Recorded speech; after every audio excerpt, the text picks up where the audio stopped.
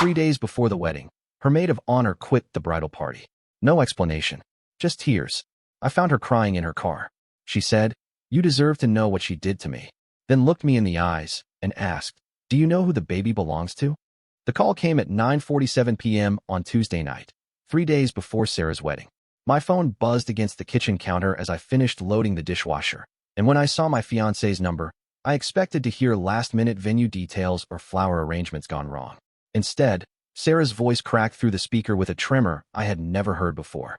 "Marcus is gone," she said, referring to her maid of honor. "She just called and said she can't do the wedding." She wouldn't explain anything, just kept apologizing and crying. I dried my hands on the dish towel, processing this information. Marcus had been Sarah's closest friend since college, the person who introduced us at that disastrous karaoke night 3 years ago when Sarah sang an off-key rendition of Whitney Houston while Marcus cheered her on from the front row. The idea of Marcus abandoning Sarah 3 days before the wedding made absolutely no sense. "Did she say why?" I asked, already reaching for my car keys. Something in Sarah's voice told me this wasn't a simple case of wedding stress or cold feet. Nothing that made sense. She kept saying she was sorry, that she couldn't face me, that I needed to find someone else. Then she hung up. I drove to Marcus's apartment complex in the light rain that had been falling since afternoon. The parking lot was nearly empty except for her red Honda Civic parked under the broken streetlight near the dumpsters. As I approached the car, I could see a figure hunched over the steering wheel, shoulders shaking with what appeared to be sobs. Marcus looked up when I tapped on the passenger window, her mascara creating dark rivers down her cheeks. She unlocked the door without speaking, and I slid into the seat beside her. We sat in silence for several minutes while she gathered herself, the only sound coming from the rain pattering against the windshield. "You deserve to know what she did to me," Marcus finally said, her voice barely above a whisper. She turned to face me, her eyes red and swollen from crying. "But first, I need to ask you something, and I need you to be completely honest with me." The intensity in her gaze made my stomach tighten. Marcus had always been direct, but this was different. This was the look of someone who had discovered something that changed everything. "Do you know who the baby belongs to?" The question hit me like a physical blow. I stared at her, trying to process what she was asking. "What baby?" "Marcus, what are you talking about?" She reached into her purse and pulled out a folded piece of paper, her hands trembling as she handed it to me. "I found this in Sarah's desk drawer yesterday when I was helping her organize the wedding gifts. I was looking for the vendor contact list, and I found this instead." The document was a medical report from an obstetrics clinic dated 6 weeks ago. Sarah Mitchell, age 27, first prenatal visit. Estimated gestational age, 8 weeks. The words swam before my eyes as I tried to make sense of what I was reading. Sarah was pregnant, and she had never mentioned it to me. "This has to be a mistake," I said, though even as I spoke the words, I knew they weren't true. The report was detailed, complete with Sarah's full name, date of birth, and insurance information. Maybe she was going to surprise me. Marcus shook her head slowly. "Keep reading." I flipped to the second page, where a handwritten note was clipped to the medical chart. The writing was unmistakably Sarah's, listing questions she apparently wanted to ask the doctor. Genetic testing options, paternity determination procedures, and at the bottom of the page, a name that made my blood run cold. David Chun. Contact about timing. David Chun was my business partner, the co-owner of the consulting firm we had built together over the past 2 years. More than that, he was supposed to be my best man at the wedding on Friday. The same David who had been spending increasingly more time at our house over the past few months, ostensibly to discuss business, but often staying for dinner, helping with wedding preparations, becoming what I had assumed was a close family friend. "How long have you known?" I asked Marcus, though I wasn't sure I wanted to hear the answer. "I suspected something was wrong about a month ago. Sarah started acting differently around me, more secretive, more distant. Then last week, I saw her leaving David's apartment building early in the morning. She was wearing the same clothes from the night before." The pieces were falling into place with horrible clarity. Sarah's recent mood swings, which I had attributed to wedding stress. Her insistence that David handle more of the wedding planning details. The private conversations that stopped abruptly when I entered the room. The way she had been avoiding physical intimacy for the past several weeks, claiming exhaustion from work. "But why are you telling me this now? Why resign from the wedding party?" Marcus wiped her eyes with the back of her hand. "Because Sarah came to me this afternoon. She said she needed my help with something after the wedding, something that would require me to lie for her. She wanted me to be her alibi for a weekend trip she was planning with David, supposedly a business conference that spouses weren't invited to. She said it would be their last chance to be together before she settled into married life." The rain had intensified, drumming against the roof of the car like bullets. I felt nauseous, Betrayed not just by Sarah but by David, the person I had trusted with my business, my future, and apparently my fiancé. But there was something else in Marcus's expression, a hesitation that suggested she was holding back additional information. There's more, isn't there? She nodded reluctantly. I think this has been going on longer than just a few months. Remember Sarah's business trip to Chicago last year? The one where she extended her stay by 3 days. I remembered. Sarah had claimed the conference was more valuable than expected, that she needed extra time to network and attend additional seminars. I had been proud of her dedication to her career, encouraging her to take advantage of every opportunity. David was in Chicago that same week. I saw the travel receipts when I was helping organize your business files for tax season. Same hotel, overlapping dates. The full scope of the betrayal was becoming clear, a year-long deception that had been carefully planned and executed while I remained completely oblivious. But as devastating as this revelation was, I could see in Marcus's face that we had only scratched the surface of whatever conspiracy had been unfolding around us. I didn't sleep that night. Instead, I sat at my kitchen table with a yellow legal pad, trying to piece together a timeline of Sarah and David's relationship. Marcus had given me copies of everything she found, and I spread the documents across the surface like a detective working a case. Because that's what this had become, a mystery that I needed to solve before walking down the aisle in 3 days. The medical records were just the beginning. Marcus had also found credit card statements tucked behind Sarah's computer monitor, statements for an account I didn't know existed. The charges painted a picture of secret meetings, expensive dinners at restaurants across town, hotel stays during times when Sarah claimed to be working late, purchases at baby stores dating back 2 months. At 6 a.m., I called in sick to work and drove to David's office. Our consulting firm operated out of a converted warehouse in the industrial district, and David was always the first to arrive, typically by 7. His BMW was already in the parking lot when I pulled up, which meant he was either genuinely dedicated to work or using the empty office for activities I preferred not to imagine. I used my key to enter through the back door, moving quietly through the maze of cubicles toward David's corner office. The light was on, and I could hear him talking on the phone, his voice carrying that animated tone he used when discussing deals or strategies. As I got closer, I realized he wasn't discussing business. She still doesn't suspect anything, David was saying. Marcus was getting too close, but Sarah handled that situation. The wedding will proceed as planned, and afterwards we can implement the exit strategy we discussed. I pressed myself against the wall outside his office, straining to hear the conversation. David was using his Bluetooth headset, pacing around his office as he spoke to whoever was on the other end of the call. The timing is perfect, actually. Once she's legally married to him, the financial arrangements become much more complex. Community property laws, shared assets, business partnerships.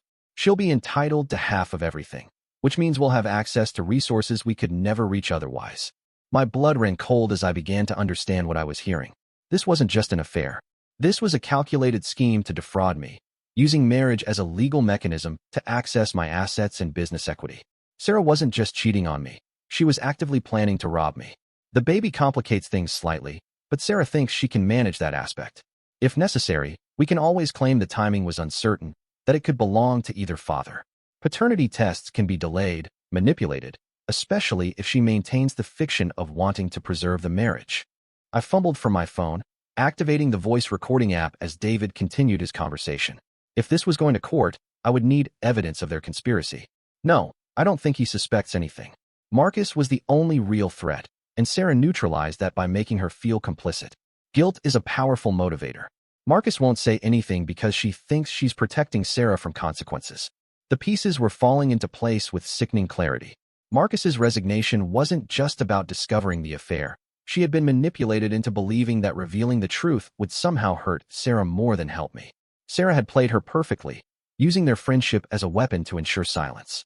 David's conversation continued for another 10 minutes, revealing details about bank accounts I didn't know existed, business partnerships that had been formed without my knowledge, and a timeline for transferring assets that began immediately after the wedding ceremony. They had planned this for months, possibly longer, turning my trust and love into tools for their elaborate theft. When David finally ended the call, I retreated quietly through the office, my mind racing with the implications of what I had learned. The affair was devastating, but the financial conspiracy was potentially ruinous. If they succeeded in their plan, I would lose not just my marriage, but my business, my savings, and my financial future. I drove directly to Marcus's apartment, finding her in the same red Honda Civic, this time parked outside a coffee shop. She looked like she hadn't slept either, her hair pulled back in a messy ponytail and dark circles under her eyes. When I knocked on her window, she looked up with the expression of someone who had been expecting bad news. "I recorded David's phone conversation this morning," I said as I got into the passenger seat. "This isn't just an affair, Marcus. They're planning to steal everything I own." I played the recording on my phone, watching Marcus's face change as she absorbed the full scope of Sarah and David's conspiracy. When it ended, she sat in stunned silence for several minutes, processing the implications of what we had heard. "She used me," Marcus finally said, her voice hollow with realization. "She made me feel like I was protecting her, like keeping the secret was an act of friendship. But she was just making sure I wouldn't warn you. We need to gather more evidence," I said. "If we're going to stop this, we need documentation of everything they've planned. Bank records, legal documents, communications between them." Marcus nodded slowly, then reached into her purse and pulled out a key ring. "Sarah gave me her spare keys last month, asked me to check on the house while she was traveling. I never returned them." The plan began to form as we sat in the car, rain still pattering against the windows. We would search Sarah's house while she was at work, looking for additional evidence of the conspiracy. We would examine her computer, her files, her personal documents. We would build a case that would not only prevent the wedding but potentially result in criminal charges for fraud and conspiracy. But as we prepared to leave the coffee shop parking lot, Marcus grabbed my arm with sudden urgency. "There's something else," she said, her voice tight with anxiety. "Something I didn't tell you last night because I wasn't sure it was connected. But after hearing that recording, I think it might be part of their plan." She pulled out her phone and showed me a text message she had received 2 days ago from an unknown number. "Stop looking into things that don't concern you. Some secrets are better left buried." The threatening message changed everything. If Sarah and David were willing to intimidate Marcus, it meant they knew we were getting close to the truth. It also meant they might be dangerous in ways I hadn't considered. But we had come too far to stop now, and with only 2 days remaining before the wedding, time was running out to prevent their plan from succeeding. Sarah's house felt foreign as Marcus and I entered through the back door, like visiting the home of strangers rather than the place I had spent countless evenings over the past 3 years. The familiar furniture and photographs took on sinister undertones when viewed through the lens of deception, each shared memory now tainted by the knowledge that Sarah had been planning my destruction while smiling and discussing our future together.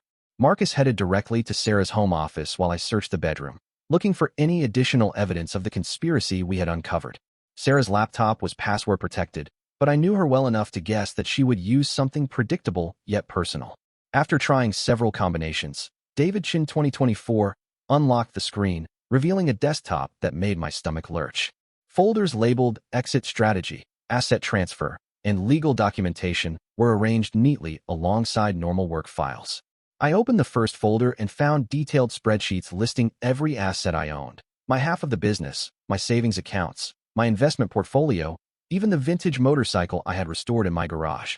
Next to each item was a dollar amount and a notation about accessibility after marriage. The asset transfer folder contained draft documents that had been prepared by a law firm I didn't recognize. Power of attorney forms, business partnership modifications, and bank account authorizations that would give Sarah complete control over our shared finances after the wedding. The documents were sophisticated, professionally prepared, and designed to be implemented gradually over the months following our marriage to avoid suspicion. But it was the legal documentation folder that revealed the true scope of their planning. Sarah had consulted with a divorce attorney 6 months ago, long before any of their plan had been set into motion. The consultation notes outlined strategies for maximizing her settlement in the event of a divorce, specifically focusing on community property laws and business valuation methods that would give her access to the largest possible portion of my assets. "Marcus, you need to see this," I called, and she appeared in the doorway with her own disturbing discoveries. "I found correspondence between Sarah and David going back 18 months, she said, holding a thick folder of printed emails. "This isn't just about money, Marcus. They've been planning your complete destruction." She handed me the folder, and I began reading through emails that documented a relationship I had never suspected. The early messages were flirtatious but relatively innocent, discussing business opportunities and shared interests. But as the timeline progressed, the tone shifted towards something much more calculating. "David thinks you're weak," Sarah had written in an email dated 8 months ago. "He says you trust people too easily, that you never verify anything or ask the hard questions. That makes you the perfect target for what we have in mind." The pregnancy changes the timeline slightly. David had responded in a more recent exchange. "But it actually works in our favor. A pregnant wife filing for divorce looks sympathetic to judges and juries. We can claim you became emotionally abusive when you learned about the baby, that you questioned paternity and made unreasonable demands. The emails revealed that they had been building a narrative of my supposed inadequacies and failures, creating a fictional version of our relationship that would justify their actions when the time came to implement their exit strategy. They had documented fake arguments, manufactured evidence of my alleged financial irresponsibility, and even taken photographs of me in compromising positions that had been staged without my knowledge. But the most devastating discovery came in the form of a voice recording that Sarah had made during one of our private conversations 3 months ago. She had secretly recorded me discussing my concerns about business competition and market challenges, then edited the audio to make it sound like I was planning to embezzle money from our own company. The doctored recording was convincing enough to potentially result in criminal charges. "They're not just planning to steal from you," Marcus said as we continued examining the evidence. "They're planning to frame you for crimes you didn't commit. The goal isn't just divorce. They want you in prison while they liquidate everything you own." The sophistication of their scheme was breathtaking and terrifying. Every conversation, every shared moment, every expression of love and trust had been weaponized against me. Sarah had been collecting ammunition for months, building a legal case that would destroy not just my finances, but my freedom and reputation. As we continued searching through Sarah's files, Marcus made another discovery that added a new dimension to the conspiracy. Hidden in a sealed envelope at the back of Sarah's desk drawer was a birth certificate for a child I had never heard of, Emma Chun, born 14 months ago, father listed as David Chun, mother listed as Jennifer Walsh. "Who is Jennifer Walsh?" I asked, but even as I spoke the name, I realized I knew the answer. Jennifer Walsh was David's supposedly ex-girlfriend, the woman he claimed to have broken up with over a year ago when he started getting serious about his career and business ambitions. According to David, Jennifer had moved to Seattle and cut off all contact. But the birth certificate told a different story, suggesting that Jennifer was still very much part of David's life, and that they already had a child together. This means David was lying about his relationship status when he got involved with Sarah, Marcus said. If he's still with Jennifer, then Sarah isn't his girlfriend. She's just a mark in his con game. The realization added another layer of betrayal to an already devastating situation. Sarah wasn't just cheating on me. She was being used by someone who had never intended to leave his existing relationship. The baby she was carrying might not even result in the life partnership she was expecting. David was manipulating both of us, using Sarah's emotions and my trust to execute a scheme that would benefit only him. But our investigation was interrupted by the sound of a car door slamming in the driveway. Through the bedroom window, I could see Sarah's silver Lexus parked behind my car, blocking our escape route. She was home early from work, and we were trapped in her house with boxes of evidence that would expose everything we had learned. Marcus grabbed the most important documents while I quickly shut down the laptop, trying to cover any traces of our presence. But we could hear Sarah's key in the front door lock and her footsteps in the hallway as she entered the house. We had seconds to hide or escape before she discovered us going through her private files. "Back door," Marcus whispered. But as we moved toward the rear of the house, we could hear Sarah calling out, "Hello? Is someone here?" I saw Marcus's car in the parking lot. We were caught, and there was no way to explain our presence in her house or the evidence we had gathered without revealing everything we knew. The confrontation I had been dreading was about to happen, 2 days before the wedding. With proof of conspiracy and fraud spread across Sarah's desk, like playing cards in a poker game, where everyone was bluffing except us. Sarah appeared in the doorway of her office, her face cycling through confusion, recognition, and finally panic as she saw Marcus and me standing over her desk with documents scattered around us like fallen leaves. The silence stretched for several heartbeats while all three of us processed the situation, understanding that everything was about to change in ways that could not be undone. "What are you doing in my house?" Sarah asked, though her voice lacked conviction. She could see the evidence in our hands, the opened folders on her desk, and the guilty expressions on our faces. The question was a formality, a desperate attempt to maintain control over a situation that had already spiraled beyond her influence. I held up the printed emails, the bank statements, and the birth certificate we had discovered. "We're trying to understand who you really are, Sarah, because the person I thought I was marrying apparently doesn't exist." Sarah's composure cracked slightly, her carefully constructed facade beginning to crumble under the weight of exposure. She glanced between Marcus and me, calculating her options, trying to determine whether denial or admission would serve her better in this moment. "You had no right to go through my private things," she said, stepping into the room and closing the door behind her. "Those documents are taken out of context. You don't understand what you're looking at. Marcus stepped forward, holding the folder of correspondence with David. We understand perfectly. You've been planning to rob him for over a year. The affair, the pregnancy, even the wedding itself, it's all part of a scheme to steal everything he owns. Sarah's mask finally dropped completely, revealing the cold calculation that had been hidden beneath her warm smiles and loving gestures. You stupid girl, she said to Marcus, her voice dripping with contempt. Did you really think I cared about your friendship? You were useful for information and access, but you were never anything more than a tool. The cruelty in her voice was shocking, but it also confirmed what we had suspected about her true character. This wasn't a woman who had made mistakes or been led astray by passion. This was someone who had systematically betrayed everyone who trusted her, using their emotions and relationships as weapons in her elaborate fraud. The baby, I said, though part of me didn't want to know the answer. Is it mine or David's? Sarah smiled, but there was no warmth or joy in the expression. Does it matter? A baby is leverage regardless of paternity. Child support, custody arrangements, emotional manipulation. Children are incredibly useful for long-term financial planning. The casual way she discussed using a child as a tool for manipulation was perhaps the most disturbing thing she had said. I realized I was looking at someone whose moral compass had been completely corrupted by greed and ambition. Someone who viewed relationships, and even parenthood, as opportunities for exploitation rather than sources of love and connection. David knows about Jennifer Walsh and Emma, doesn't he? Marcus asked. He's been playing you the same way you've been playing Marcus. Sarah's confidence wavered for the first time, a flicker of uncertainty crossing her face. What are you talking about? Who is Jennifer Walsh?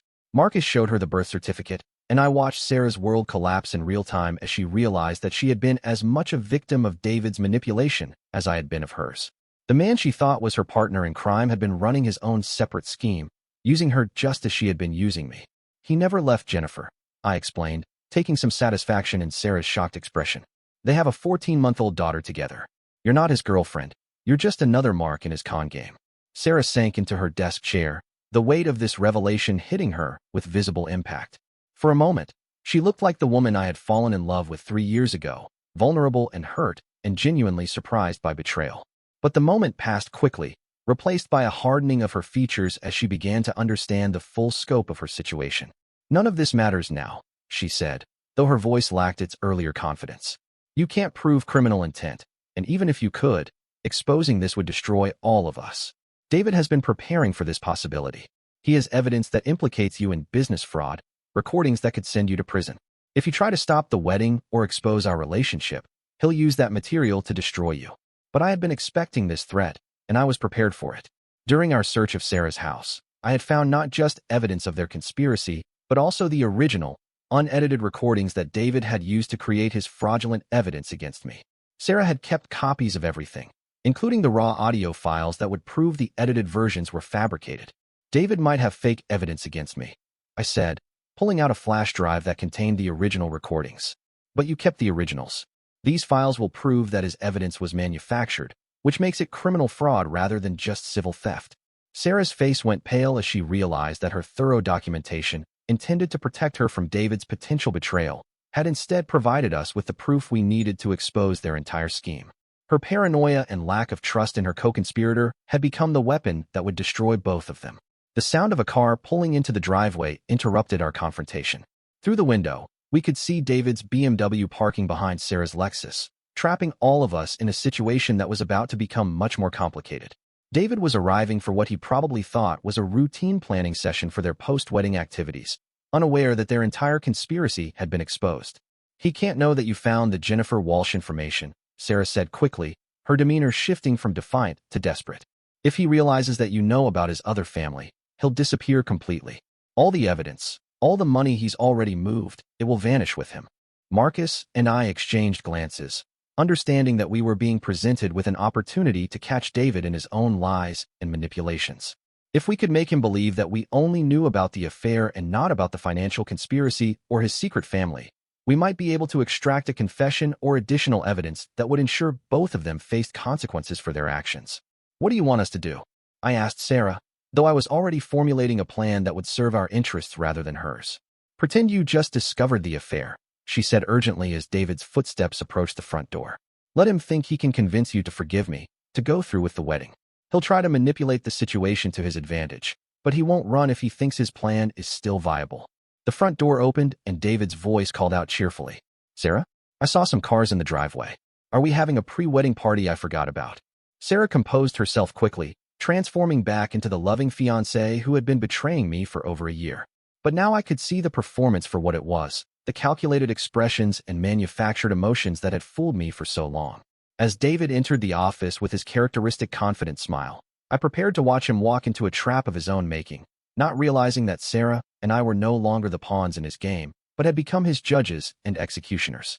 The wedding was supposed to happen in 36 hours, but the only ceremony taking place would be the dismantling of a conspiracy that had cost all of us more than money could measure. Trust, friendship, love, and hope had been weaponized and destroyed, but at least now the truth would finally see daylight, and justice would have its own kind of ceremony in a courtroom rather than a church. David walked into the room with his arms outstretched, ready to embrace his co-conspirator and his victim, unaware that the game had already ended and he had lost everything that mattered. And that's the story. If you're still here, that means you're one of us. So go ahead, hit that subscribe button. I drop new chaos every single day, and trust me, tomorrow's story, it's even worse than this one.